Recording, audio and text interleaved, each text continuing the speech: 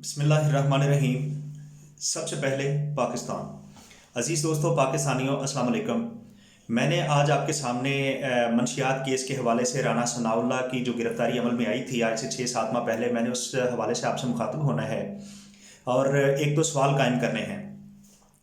मैं यकीन माने, मैं हमेशा अच्छा सोचने वाले, अच्छा करने वाले के हक़ में होता हूँ। जिससे मुझे अच्छा करने की उम्मीद हो, मैं उसके साथ चलता हूँ और दिलो जान से साथ चलता हूँ, बगैर किसी लालच के। जो लोग मेरे करीबी हैं वो मेरी इस आदत से वाकिफ़ हैं। मैं ये अब समझता हूँ कि जब ये गिरफ़्तारी अमल में आई थी तो शहरयार खान अफरीदी ने ANF सिक्योरिटी फोर्सेस के कुछ एहलकार जो थे, साथ में प्रेस कॉन्फ्रेंस की, कुछ एलिगेशंस थे राना सनाउल्लाह पर कि ये मंशियात स्मगलिंग में, इसके कारोबार में ये मतलब मुलविस हैं। अच्छा, गिरफ़्तारी तो हो गई। अब शहरयार खान अफरीदी साहब ने उस वक्त ये कहा कि मतलब इनके जो है वो गाड़ी से मंशियात पकड़ी गई हैं, हमारे पास प्रूफ है, सबूत हैं, वीडियो मतलब हैं। तो ये अगर वो वीडियोस हैं, अब छः माह की जेल काटने के बाद राना सनाउल्लाह ज़मानत पर हैं, तो जब मुकदमा हो गया, केस अदालत तक चला गया, तो आप वज़ीर ममलकत भी हैं, आपको ये सबूत अदालत में पेश करने से कौन रोकता है? आप ऐसा क्यों नहीं कर रहे हैं? आप अपना इस कौम का और अदालतों का वक्त बर्बाद क्यों कर रहे हैं? आप बात बात में कहते हैं कि आपने जान अल्लाह को देनी है, आपने अल्लाह को ये करना है, इस तरह से मैंने जान अल्लाह को देनी है। भाई, वो आपने मर के देनी है। जिंदा रह के आपने कुछ सवालों का जवाब कौम को और मेरे जैसे लोगों को भी देना है। आप वो सबूत अदालत में कब पेश करेंगे? दूसरी तरफ राना सनाउल्लाह हैं, वो कहते हैं कि जी मतलब मैं वो कुरान उठा के इन दिनों बात कर रहे हैं, प्रेस कॉन्फ्रेंस भी की, फिर असेंबली में खिताब किया, फिर आप मीडिया पे भी बात करते हुए नजर आते हैं, बात बात वो कुरान का हवाला देते हैं। मैं ये समझता हूँ कि इन लोगों ने पाकिस्तानी कौम के साथ खेलते खेलते, कौम के मिजाज से खेलते खेलते, कौम के जज्बात से खेलते खेलते अब कुरान पाक से भी खेलना शुरू कर दिया है। एक कुरान हाथ में लेकर आ रहा है, दूसरा एक दिन कुरान हाथ में ना होने की वजह से कुरान लाने का मुतालबा कर रहे हैं। भाई, ये किन चक्रों में पड़ रहे हो? आप कुरान के साथ भी खिलवाड़ करोगे।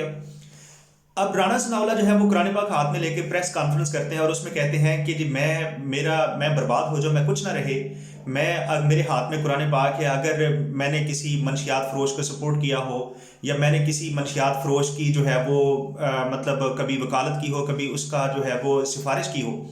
और भाई, खुदा के बंदे, क्या तुम जैसे राने का बेवकूफ़ होना ज़रूरी है? क्या राना कोई अकल वाला नहीं हो सकता? आप कुरान पाक हाथ में पकड़ के ये बात कर रहे हो कि मेरा किसी से कोई वास्ता नहीं, मैंने कभी किसी की सिफारिश नहीं की, तो ये इसकी तो बात हम कर ही नहीं रहे। आपके ऊपर एलिगेशन तो इस चीज़ का है ही नहीं।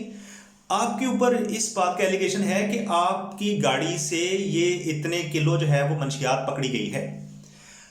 कितना ही अच्छा हो कि शहरयार खान अफरीदी जो है वो कुरान में हाथ लेकर कोई लगी लिपटी बात ना करे, सिर्फ ये कहे कि मेरे हाथ में कुरान पाक है, अल्लाह का कलाम है, मैं इसको हाजिर नाज़र जान के कहता हूं कि इसकी गाड़ी से मंशियात बरामद हुई।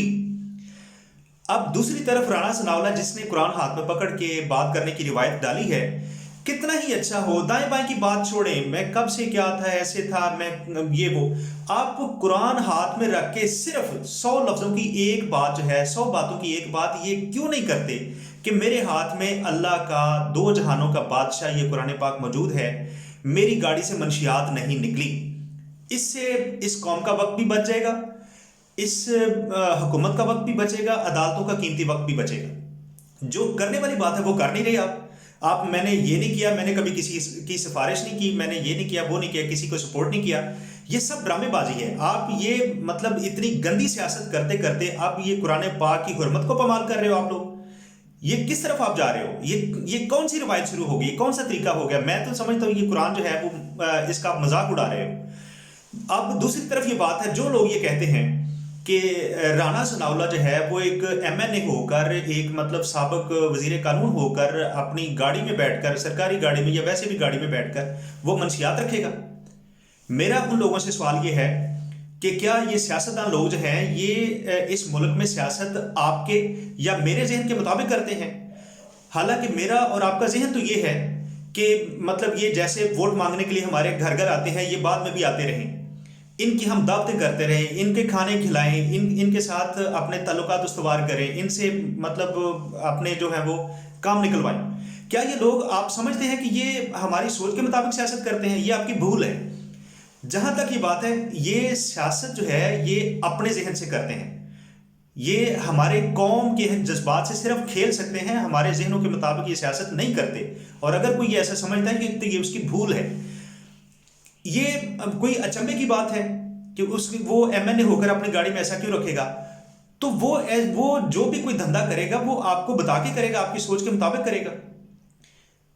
دیکھنا ہی اب جہاں تک اس بات کا سوال ہے کہ وہ اپنی گاڑی میں منشیات لے کر کیوں پھرتا رہا، وہ کیوں پھرے گا بھائی؟ کیوں نہیں پھرے گا؟ مجھے یہ بات بتائیں کہ ایک ایم این اے ہے، اس کو کون روکتا ہے؟ وہ اپنی گاڑی میں ہو یا سرکاری گاڑی میں ہو، تو اس کو تو ویسے ہی ادارے نہیں روکتے ہیں۔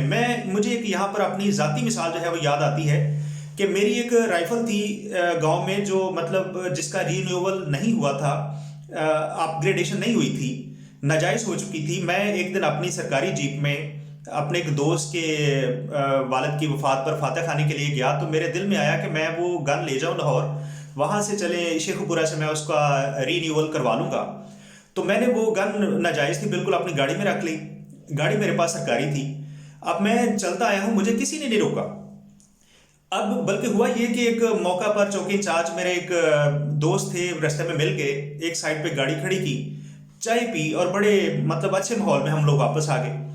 اب جب ایسا میں بحفاظت اپنی گاڑی میں بیٹھ کر گھر تک آ گیا ناجائز گن لے کے، تو مجھے سمجھ آ گئی کہ میں گھر کیسے آیا ہوں، یا پھر لال مسجد انتظامیہ جو ہے وہ لال مسجد کے اندر اتنا اسلحہ کیسے جمع ہوتا رہا۔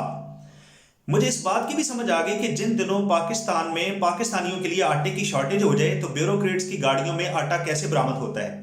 مجھے پھر اس بات کی بھی سمجھ آ گئی کہ جب اس ملک میں چینی کا بحران آتا ہے تو پھر بیوروکریٹس کی سرکاری گاڑیوں میں یہ چینی کی بوریاں کیسے برآمد ہوتی ہیں۔ پھر مجھے اس بات کی بھی سمجھ آ گئی کہ ایسے بیوروکریٹس اور سرکاری ملازمین کی گاڑیوں میں مطلب بچوں کو محبوس بنا کے ڈگیوں میں کیسے بٹھایا جاتا ہے۔ یہ بات کرنا بالکل فضول ہے کہ وہ ایم این اے ہو کے اپنی گاڑی میں ایسے کیوں کرے گا بھائی؟ وہ اپنے ذہن سے چلنے والے لوگ ہیں۔ کاش جتنی سائنس ترقی کر گئی ہے، کچھ ترقی اس حوالے سے بھی ہو جائے کہ ٹیکنالوجی جو ہے ان سیاستدانوں کا ذہن 10-15 سال پہلے سوچنے والے بھی ساری صورتحال سامنے لے آئے، اور مرتے وقت ان کے ذہنوں میں کیا چل رہا ہوتا ہے وہ بھی سامنے لے آئے۔ الیکشن میں ووٹ مانگتے وقت ان کے ذہنوں میں کیا چل رہا ہوتا ہے، اور الیکشن جیت جانے کے بعد ان کے ذہنوں کی صورتحال کیا ہوتی ہے۔ شاید کوئی ٹیکنالوجی اللہ کرے کوئی ایسی بھی آ جائے، تب میرے پاکستانیوں کی غلط فہمیاں دور ہو سکتی ہیں۔